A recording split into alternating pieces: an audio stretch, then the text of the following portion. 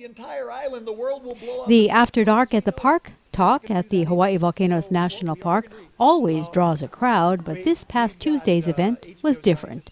Hawaiian Volcano Observatory scientists usually give presentations updating the activity on the East Rift Zone or the eruptive history of Kilauea or Mauna Loa.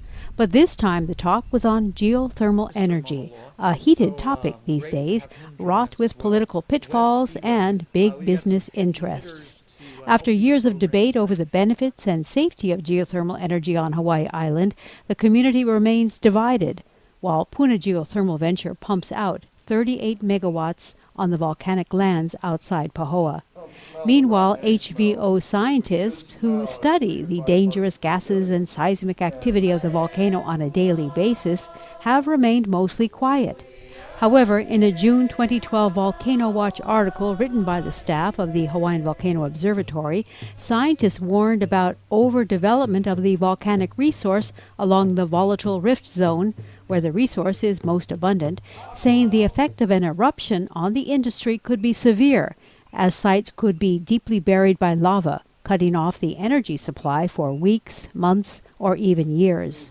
On Tuesday, geologists set out to provide an impartial, scientific analysis of the geothermal resource on the rift zone. You've got some of the top geologists literally in the world, but specifically here on this island, and they're going to be giving you a good overview of what geothermal is and what it isn't. Scientist in charge, Jim Kawahikawa, explained the focus of the talk story at the start of the presentation. So we thought this was an important story to put together, but it definitely doesn't involve politics. Our part doesn't involve politics. We speak for what we know about, and which is volcanic processes and hazards. So this won't be about politics. It won't be about the geothermal industry, really. It'll be about literally geothermal systems on an active volcano. Kawahikawa started off back in the days of King David Kalakaua. The way I read the accounts, King Kalakaua was interested in electricity.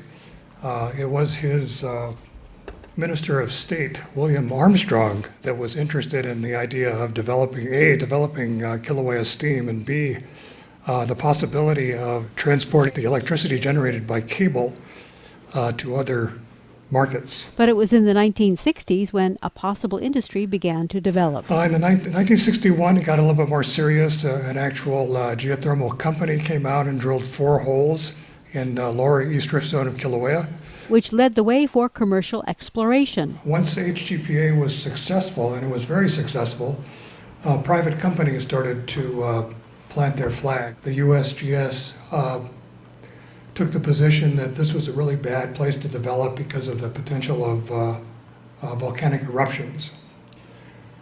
And of course, in 1983, Pu'uoa started erupting. These are the highest lava flow hazard areas in the state. There are actually also hazards for tephra and subsidence, just what rift zones do. And so it seems like any development plan should take that into account. If an eruption should disrupt geothermal development, it's not going to disrupt it for a few minutes or a few hours. It's going to be days to weeks probably. Can drilling into a magma chamber start an eruption? And although we don't have a definitive answer for that question, there are a few examples of geothermal drills going into magma bodies, and none of them have started eruptions of any kind. Gas hazards are of equal concern, especially to residents who live near a geothermal power plant. Gas hazards. So there is gas dissolved in that hydrothermal brine. The estimated emissions from a blowout, so a blowout is basically all that gas being flashed into, or exhaled into its gas form. And using the data from the 1991 blowout, it looks like the H2S emission rate is about 1.6 tons per day, if you convert it to the type of unit that we use up here. And just a reminder, SO2 up here is emitted at a rate of about, about 700 or 800 tons per day currently. So the H2S was coming out during the blowout times at about 1.6 tons per day. The H2S emission rates from Pu'u'o typically are about 5 tons per day, from Halemaumau about 25 tons per day. Then it was on to a Q&A with the audience, many of whom are educated in the history of the modern-day geothermal industry, as many of them live in the backyard of Puna Geothermal Venture. Yeah, you said that Halemaumau emits 25 tons of hydrogen sulfide a day, and the blowout was emitting 1.6 tons per day.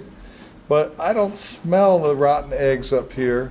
I do smell the sulfur. And isn't that hydrogen sulfide quickly converted into something else, which is quite different than when it comes out from deep in the earth through the well? The H2S, the part of the reason you don't smell it is because it coming right out of Halemaumau, that gas is being, most of the time, say 90% of the time, is being carried to the southwest.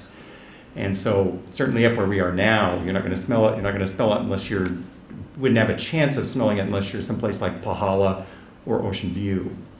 And part of the thing that I think you alluded to is that H2S, when it comes out of the volcano, it actually undergoes a reaction with sulfur dioxide, which is there in a much greater amount.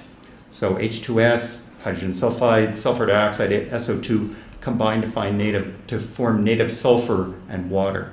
How close to the existing wells would you move you and your family and your children and live? Would you feel safe and make that choice? I don't know. I don't really like that area. If you love the area, would it be, how significant of a factor would it be? You know, I can't really answer that because I haven't been down there. I read the accounts, I read the newspaper articles. It doesn't sound like fun. Okay. But How about, yeah. would you like to answer it? Oh, Jim can move his family as close as he wants. Okay.